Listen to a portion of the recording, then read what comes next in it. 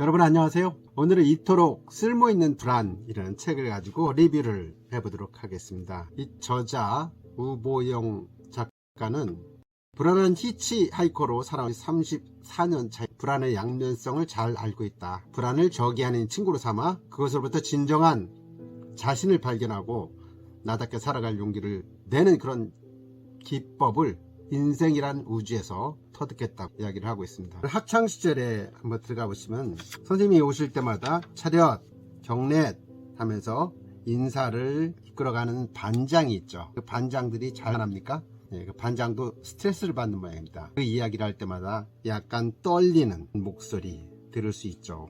바로 그런 염소가 작가였다는 거죠. 이 책은 총 5부로 되어 있습니다. 불안한 생각, 불안한 감정, 불안한 습관, 불안한 관계, 그리고 불안한 삶, 불안한 생각부터 들어가 보도록 하겠습니다. 불안이라는 단어가 무엇일까요? 이 사전에서 찾아보면은 마음이 편안하지 아니하고 조마조마함, 불안, 분위기 따위가 술렁거려 뒤숭숭함, 몸이 편안하지 아니함. 일반적으로 사람이 살면서 통상 경험하는 그런 긴장, 걱정 또는 우려를 느끼는 것, 이걸 이제 불안이라고 얘기를 하는 것 같습니다. 이 책에서 뇌가 우리의 생존을 위해 열심히 일하는 동안 우리가 경험하는 모든 감각과 감정, 생리작용의 복합체를 불안이라고 소개를 하고 있습니다. 그렇다면 불안의 메커니즘은 어떤 걸까요?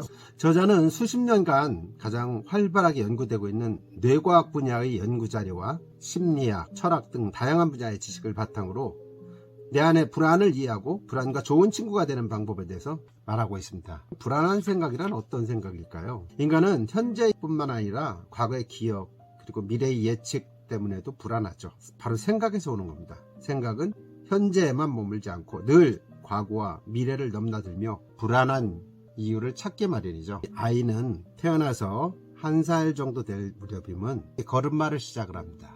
그래서 일어나죠. 마침내. 그런데 걸음마를 하는 동안에 아이가 생각을 하면서 난 이번에 일어나지 않으면 인생에서 실패하는 거야. 반드시 일어나야 돼. 난 절대로 실패할 수 없어. 뭐 이런 생각을 하면서 일어나는가요? 그렇진 않죠. 그냥 자연스럽게 일어나고 넘어졌다 또 일어나고 이런 과정을 거쳐서 걸음마를 배우게 됩니다. 유리 멘탈이란 말이 있습니다. 두부 멘탈이라고도 하는데 정신이 잘 깨지고 쉽게 으깨진다는 거죠. 이런 유리 멘탈도 이 또한 지나가리라, 이런 정신을 가지면 견뎌낼 수가 있는 거죠. 사랑하는 가족과 맞을 이별의 순간이 두려워질 때면은 나는 그보다 훨씬 더 먼 시간을 상상을 해본다. 이별의 슬픔을 지나 나조차도 이 세상에 없는 그런 시간, 가끔은 SF 영화처럼 태양계의 종말이나 우주의 종말까지도 상상을 해본다. 그러다 보면 어느새 처음 생각은 어디론가 흘러가 버리게 되죠. 사람들이 개나 고양이를 많이 기릅니다. 보는 것처럼 고양이는 참 유연성이 대단합니다. 보시다시피 저런 작은 데도 들어가고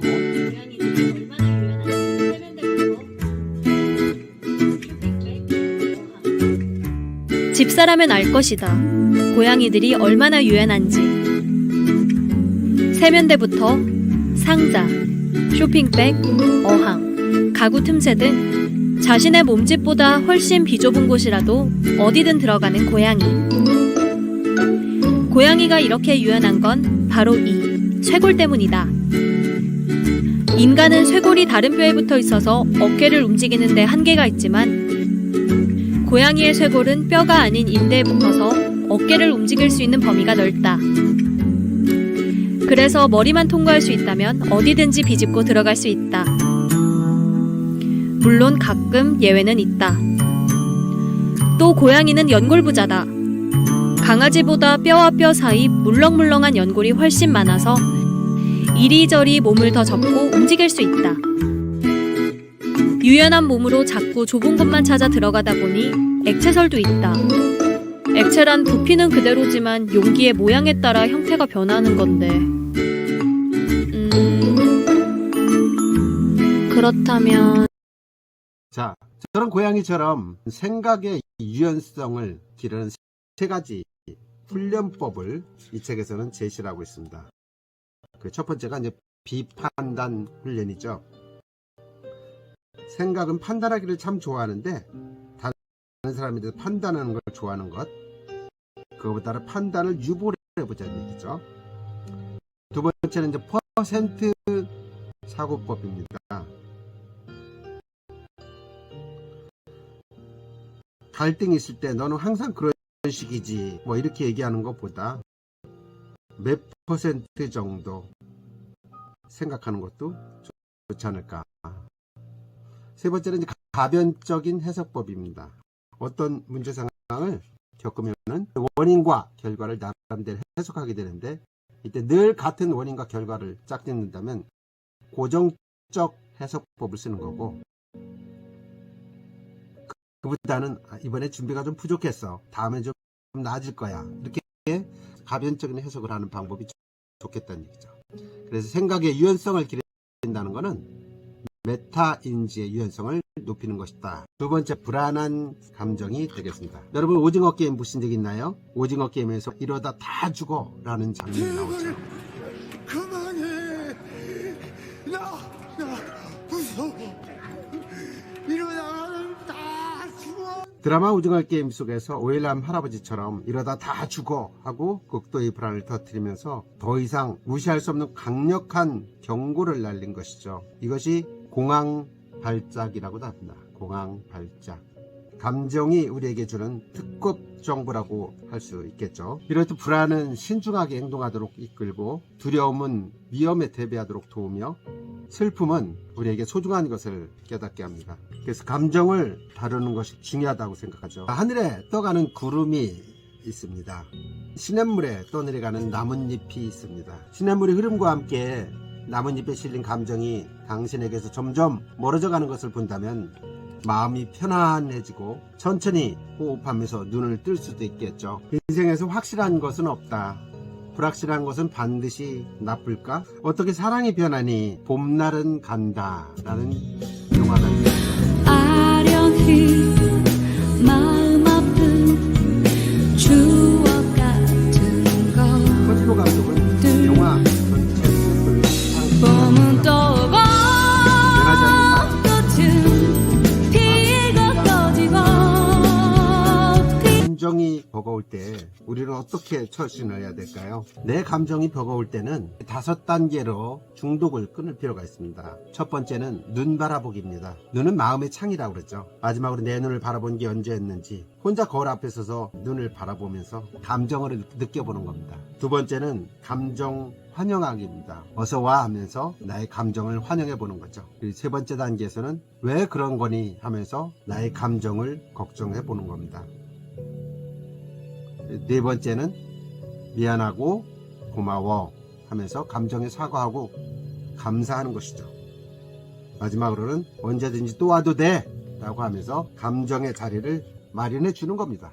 습자를 보면요, 깃털 2개가 있고 점이 하나가 있고 흰 백자가 있습니다. 어린 새가 날개짓을 연습하듯 매일 반복해서 마음에 꿰인 듯 익숙해지는 것이 습관이라는 것이죠. 우리 인류의 조상을 거슬러 올라가면 약 5억 5천만 년 전 화류어라는 것을 만나게 됩니다. 근데 이 화류어는 뇌만 없는 게 아니라 맛을 느끼는 지각기관과 냄새를 맡는 후각기관도 없다는 거죠. 이런 화류어에서 인간으로 진화했다는 거 생각해보면 놀라운 일입니다. 인간을 상징하는 가장 키워드는 뇌라고 할 수 있겠죠. Teach your body emotionally what your future is going to feel like before it's made manifest. And don't get up until you feel that way. Now, practice that for a few days. And then see if you can stay in that state and watch all of a sudden all those weird doors start opening for you. Take up time at the end of your day, before you lay down, and give thanks for your life. And just feel gratitude and really teach your body what it feels like. Gratitude means you're getting something. Gratitude is the ultimate state of receiving. 성공 비밀에서 상상으로 인생 바꾸기가 가능한 증거를 보여주는 영상을 보셨습니다. 오늘날 현대인에게 불안은 감기처럼 흔하지만 너무 가볍게 생각해서도 안 됩니다. 예방주사를 맞듯이 불안도 관리가 필요하죠. 가만히 두면 불안은 스스로 자라나는 경향이 있습니다. 갯벌에 빠지자마자 발을 빼는 것은 어렵지 않지만 너무 깊이 들어간 다음에는 훨씬 힘들어질 수밖에 없겠죠. 마르셀 프루스트는 참된 발견은 새로운 땅을 발견하는 것이 아니고 새로운 눈으로 보는 것이라고 말을 했습니다. 좋은 습관이라고 하면 균형 잡힌 식사, 적절한 운동, 같은 것들을 떠올립니다. 나쁜 습관이라고 하면은 불규칙적인 수면 시간, 과도한 음주, 흡연 등이 있겠죠. 무작정 움직이라는 말이 있습니다. 외부의 온도 변화로 땀을 흘리는 것과 스스로 몸을 움직여서 내는 땀은 다르죠. 우울증은 꿈쩍도 하지 않는 사람을 아주 많이 좋아한다고 합니다. 몸은 마음을 만들고 마음은 몸에 스며든다고 하죠.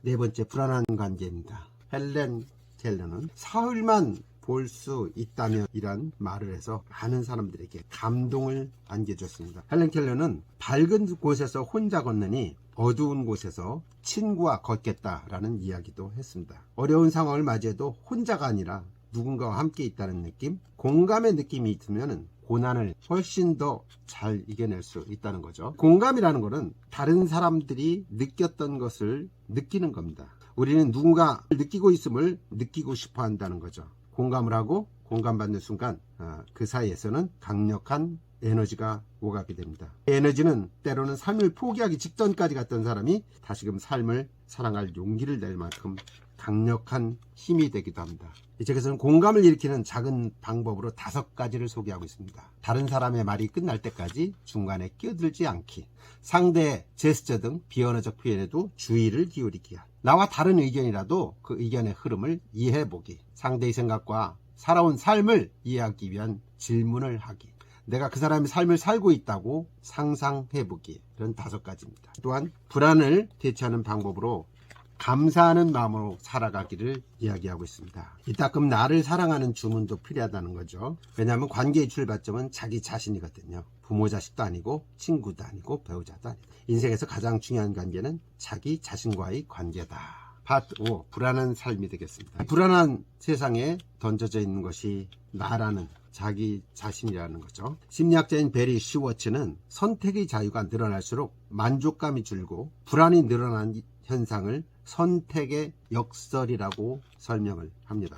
짜장면, 짬뽕 해서 둘 중에 하나 고르는 게 마음이 편하다는 얘기죠. 너무 많은 음식이 있으면 고르는 것도 짜증이 날 수가 있다. 기술의 변화도 마찬가지입니다. 포모 증후군이라는 게 있습니다. Fear of Missing Out이라는 거죠. 트렌드에서 혹시나 뒤처질까 두려워하는 현상을 포모 증후군이라고 합니다.